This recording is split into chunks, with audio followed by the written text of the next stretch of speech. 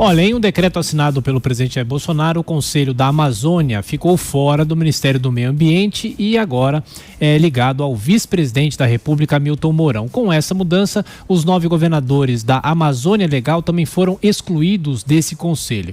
Enquanto isso, em Manaus, a onda de violência vem assustando os moradores e em uma guerra de facções, só em janeiro foram 106 assassinatos, 54% a mais do que em igual período do ano passado, segundo os números oficiais. E para falar mais sobre esse e outros assuntos, nos atende gentilmente no Jornal da Manhã o governador do Amazonas pelo PSC, Wilson Lima. Governador, bom dia, muito obrigado por atender a Jovem Pan. Bom dia a todos do estúdio, bom dia a todos os ouvintes.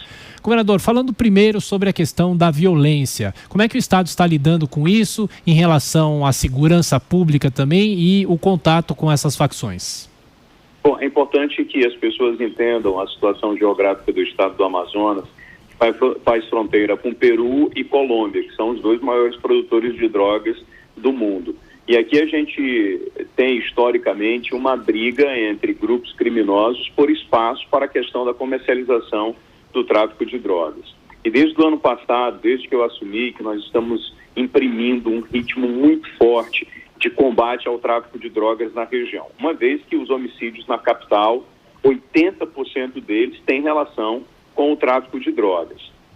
E aí, as situações de briga e de disputa por espaço entre esses grupos criminosos se intensificaram no início de janeiro, com todas essas ações de repressão por nossa parte. No ano passado, nós fizemos apreensões significativas de droga, algo em torno de 13,5 toneladas. Só nesse ano, só agora no mês de janeiro e início de fevereiro, nós já apreendemos praticamente 2 toneladas de drogas e fizemos apreensão de mais de 230 armas. E isso faz com que cada vez mais essas organizações e integrantes do próprio grupo entrem em confronto. Nós percebemos nos últimos dias, através do nosso setor de inteligência, uma movimentação, sobretudo nos presídios desses criminosos, e tomamos algumas medidas. Estamos trabalhando com inteligência e também com prevenção. Então, nós adotamos alguns procedimentos no sistema prisional, como suspensão de visita e inspeção diária nessas unidades. E colocamos a polícia na rua, né, principalmente reforçando o efetivo naquelas áreas que são consideradas áreas de atuação desses grupos criminosos.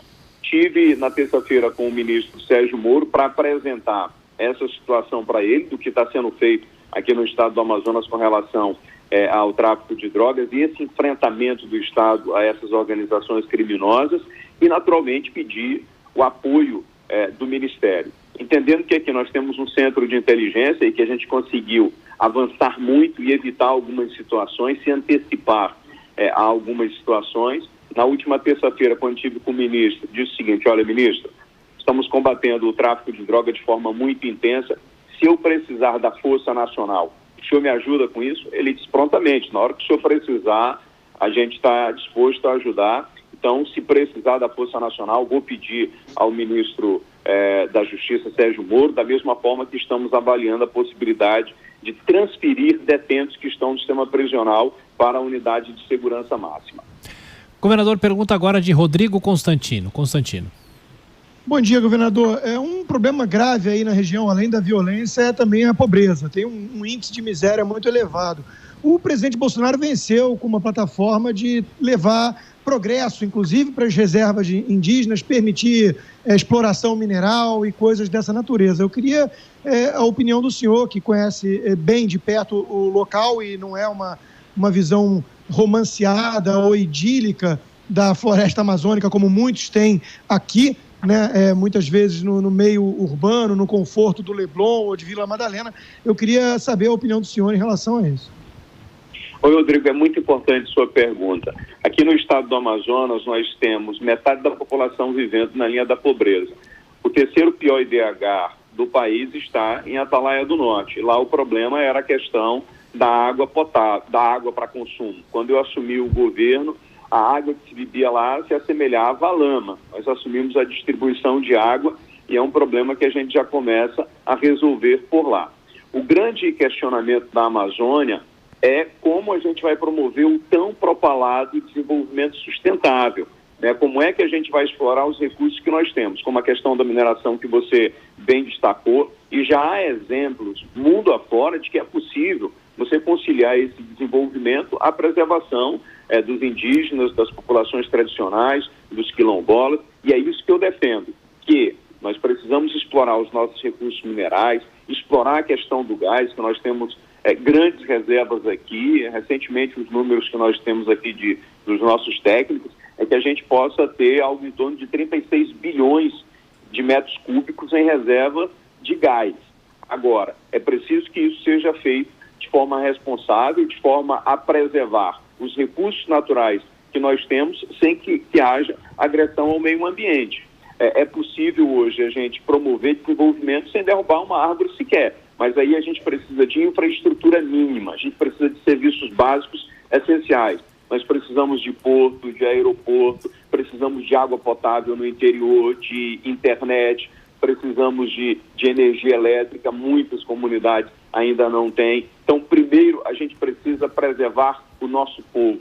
É isso que eu defendo. E como é que a gente preserva o povo? Como é que a gente distribui riqueza? No momento em que a gente leva esses serviços básicos e serviços essenciais. Então, a gente tem que pensar, primeiramente, em preservar o cidadão que mora aqui nessa região.